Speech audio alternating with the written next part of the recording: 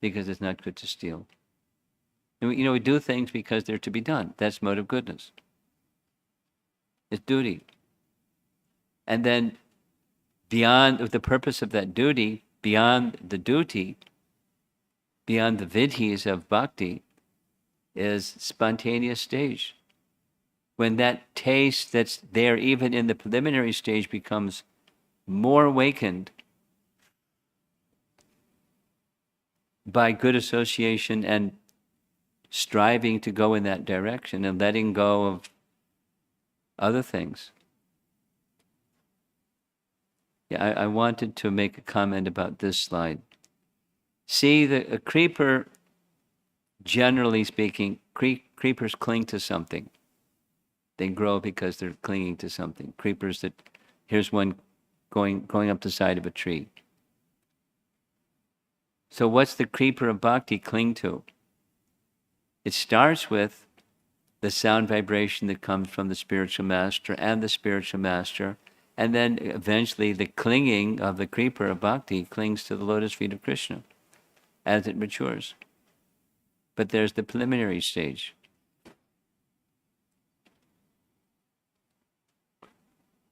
The creeper of devotion which is sown in the heart of the jiva. But so there's the contradiction. Does it have A or B? Is it already there? It just has to be awakened? Or B, it has to be sown in the heart of the jiva. Well, sown in the heart of the jiva doesn't mean it wasn't already there. It means it's awakened. To sow the seed of bhakti in the heart of the living entity means it's the same as saying awakening that which is there but dormant.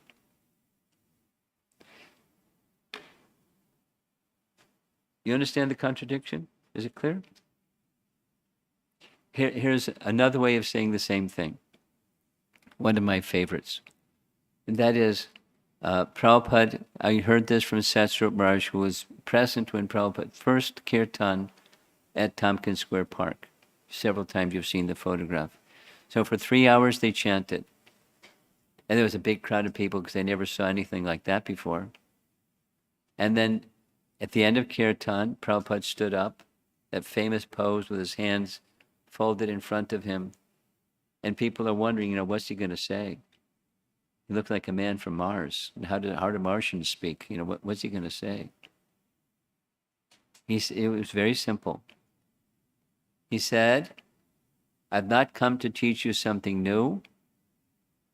I've simply come to remind you of what you have forgotten. Cool. I mean, if you're going to be a world acharya, you want to know what you're going to say when the first time you're in front of a public audience. You have the answer what to say. I've not come to teach you something new. I've simply come to remind you of what you have forgotten. So what is it we've forgotten? Our relationship with Krishna. And for that matter, how to even have a proper relationship with anyone, because we're at the center, and it's all about our happiness. It's not about the relationship. Anyway, it's dysfunctional. Only the Shraddha, which is endowed with ruchi for bhakti, culminates in the symptoms of bhakti. What's the symptoms of bhakti? It's attaining surrender. What does attaining surrender mean? According to Padma Purana, it's right in Nectar Devotion, there's 6 symptoms. Symptoms of bhakti, 6 symptoms of surrender. Accepting things favorable, rejecting things unfavorable, feeling Krishna is my protector. There's 6 things. So those symptoms are there. When those symptoms are there, there's bhakti with taste. That's our topic, how to awaken taste.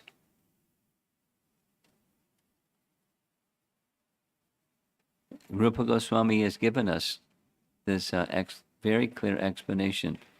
Here's Jiva Goswami's commentary on the same understanding in Bhakti Sandarbha. Shraddha is not a limb of bhakti, but an attribute for the qualification or adhikar. It's an attribute for the qualification for pure devotional service. Clear? Now, there's 6 symptoms of surrender. It's called angas, limbs, 6 limbs of surrender. So faith is not one of those limbs. Faith is the attribute for one to have limbs, having the qualification for Shuddha Bhakti. So faith is an essential item to get taste. Here's a photograph of some seeds that are starting to grow in moisture and soil. So the moisture in awakening the seed is compared to the chanting or sound vibration, and the soil is the instructions, like the how to carry out the activities of bhakti, but nourished by chanting. There's aparusheya shabda, spiritual sound. So that's the beginning of awakening a taste for taste for the holy name. And you just stay with it. How long does it take for these little guys to grow into a plant? That's how long it takes. And some plants grow more quickly, some a little more slowly, even the same planted at the same time, the same soil, the same amount of water. Some plants fructify more quickly than others. That's quite okay. It's part of how nature works. So it may take us more time or another person less time. Doesn't matter. It's not a race. It's just a process of awakening bhakti and awakening a taste for bhakti. Almost finished. Once we connect to this place in our heart, service to Krishna becomes intrinsic to our being, means spontaneous. From taste, in course of time, quickly it comes to the spontaneous stage of devotional service. And that's our little topic on acquiring a taste. So bees like honey. Go for the honey. Acquire a taste for the holy name in the very simple, straightforward method described. Very clear. It may take some time, that's okay. It may take some application, that's okay. We can't be complacent, that's okay. Just understand what the process is, stay with the process. And with faith, that taste is there when we engage in our... So supposing you get distracted. Supposing you get complacent. That means faith just got dialed down a whole bunch. Because instead you're placing concern in something out there, like happiness in the field of the senses. That's what happens. And then you realize, uh-oh, I got distracted again.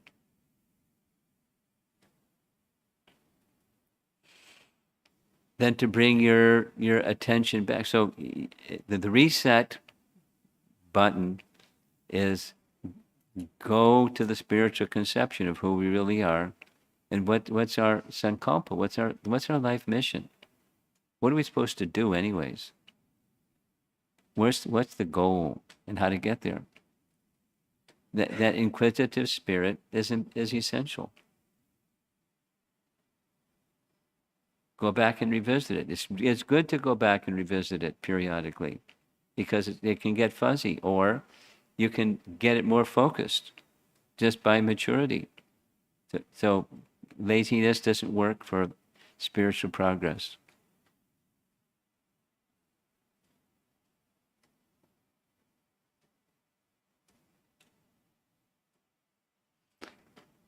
There's our acquiring the taste topic. Let's see if there's some discussion or comments.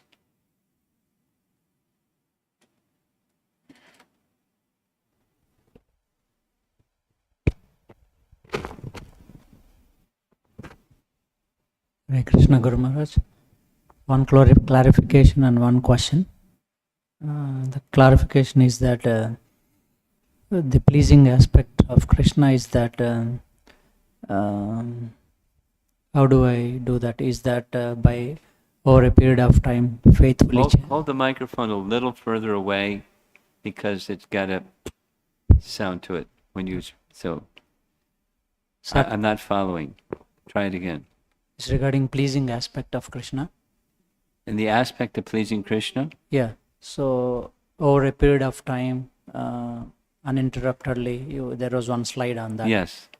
By faithfully doing that, holy name will be pleased at one point of time. Is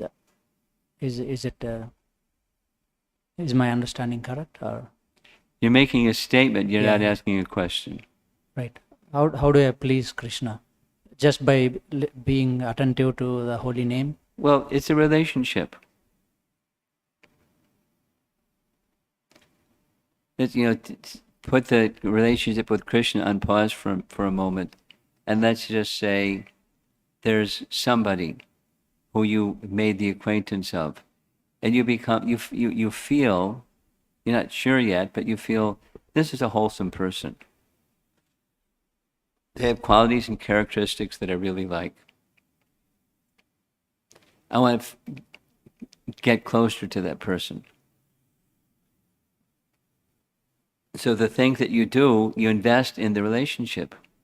You serve, you hear, you inquire, and all those things. And there you get confirmation as you go along because their wisdom is there, their detachment is there, et cetera, et cetera, et cetera. You get further confirmation. And so the relationship grows. And depending upon the nature of the person, and in so many other particulars, their age and so on and so forth, the relationship can unfold. As it unfolds with the person, the Supreme Person. So calling the name of the Supreme Person, calling the name of someone who you wish to have a relationship with, it's not, if it's all about me, it's one thing, and if it's the relationship of loving exchange, then it's something else. And so with Krishna, our challenge is to dial away from it's all about me. Even when doing some, devotional service, it's all about me and how I'm going to get something or improve something, achieve something, demonstrate to me, to myself that I can do it. Anyway, going beyond those obstacles to bhakti, coming to the stage where it's just natural. So then chanting is the most effective means to get there. Doesn't mean we don't do other things. We serve the Vaishnavas, we worship the deity, and we, etc. We do the other vidhis of bhakti, but they're giving special weight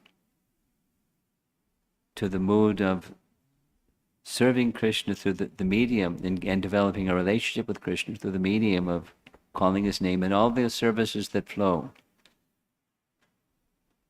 It's a nice picture of life, that what we do the rest of the day flows from the quality of our chanting in the morning. The rest of our life is just an exhibition of whatever happened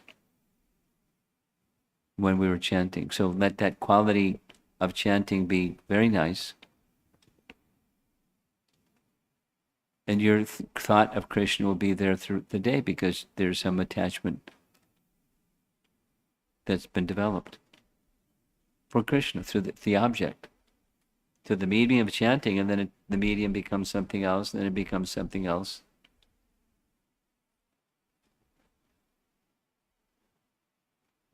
Have I answered your question? Yes, Guru Maharaj. Yes. Okay. The next one is on the rapt attention. What? Rapt attention. Rapt attention. I know you gave a class in Houston Japa retreat last time. Would like to hear more on that quickly if you so desire. Well, go back and listen to the topic that I spoke on in Houston, because it was that was the topic. But the simple one that's here is 2 prior qualifications. Some faith that arises from the good association, atibhagena, some faith in hearing those topics about Krishna, and on the other side, this detachment from fruitive, becoming an enjoyer of fruitive activities. Not the activity itself, it's the mentality of being an enjoyer of those things. And there are different ways people have of trying to be the enjoyer of those things. It's not just the paycheck, it's all the other things.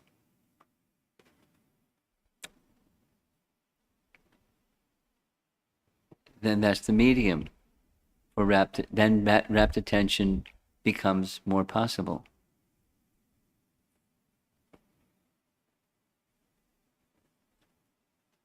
That's what we discussed 3 times during this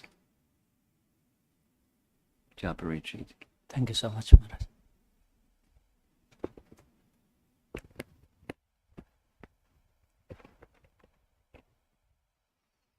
Hare Krishna Maharaj, Dandavat Pranam. Hare Krishna. Maharaj, yesterday you had mentioned about the 9 processes of bhakti, namely Shraddha, Sadhu Sangha, Bhajana Kriya. Yes. I was thinking about how one could increase one's Shraddha, and I was thinking the first 3 steps of the devotional service, Sadhu Sangha and Bhajana Kriya, Yeah. they feed our Shraddha as well. Is that the right? Absolutely. Okay. Here, taking what you're saying and expanding it, when Vishwanath Chakravarti Thakur writes the 9 stages of bhakti, he says they're actually just stages of faith. And they go by this name, that name, the other name, the next name. One sense is it's just stages of developing one's faith. That's nice. So yes, this feeds that, but that's the seed, and the seed is now growing. Same thing as that little reference we just heard.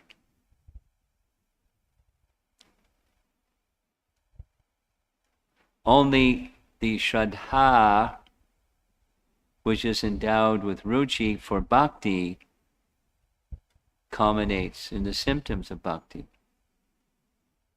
Okay. One's a subset of the other. So, see, here's a little seed. After some time, you're not going to see this. It's going to become, a more mature plant. And then after some time, that more mature plant you're not going to see. It's going to become a fully developed whatever it is.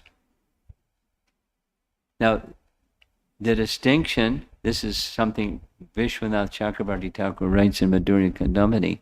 The distinction about bhakti is, it's not that the previous manifestation is gone, it's just it's built within the next and the next and the next. So the outside may look different, but it's in essence, faith is being nurtured, faith is being nurtured, faith is being nurtured. It starts with a seed and then it fructifies and then it grows. Faith is being nurtured. Primarily by the hearing process.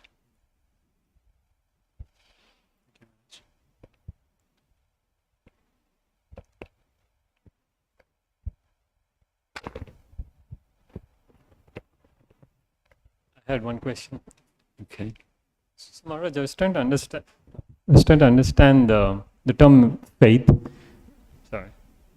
You mentioned that faith is an essential item for ruchi, taste, right? So, I mean, I'm thinking I do have the faith that Krishna is the Supreme Lord, His names and He are not different, but still my mind gets distracted. So, what is then faith? Because I'm thinking I have the faith, but still it's not giving me the taste. Well, it's just not mature.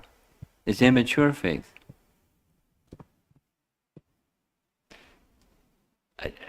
if you're looking for you're not looking for a definition, you're looking for what you're experiencing. It's immature. Now what to do if it's immature? You let it mature. What do you go, what are the steps to take it from immature to mature? Sadhu Sangha, Bhajana Kriya, those are the steps. It's not a bucket, it's just, there are stages of maturing. It's still faith, like this question. It's faith, and then it's matured faith a little bit more, matured a little bit more. Specifically in the Bhajana Kriya stage, consistently, I've not heard a lecture where Prabhupada doesn't say, in the Bhajana Kriya stage, there's Diksha, one takes in shelter of a spiritual master in a formal way. Then, under the instruction of the spiritual master,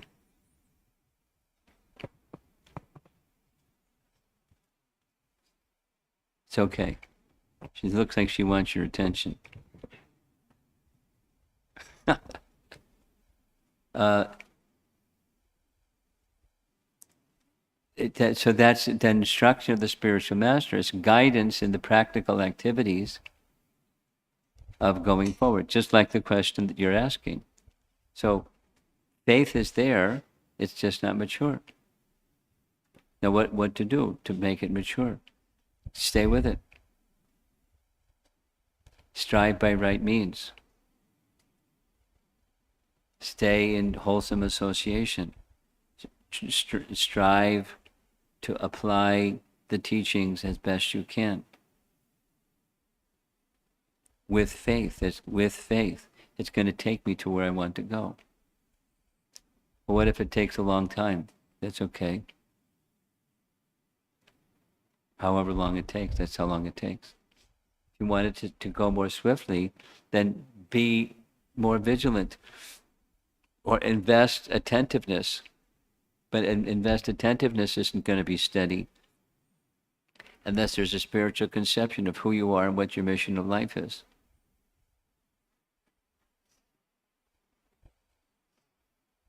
And that comes from hearing. Okay? Looks like we're done. Online, anything? Srila Prabhupada Ki? Yeah. Okay.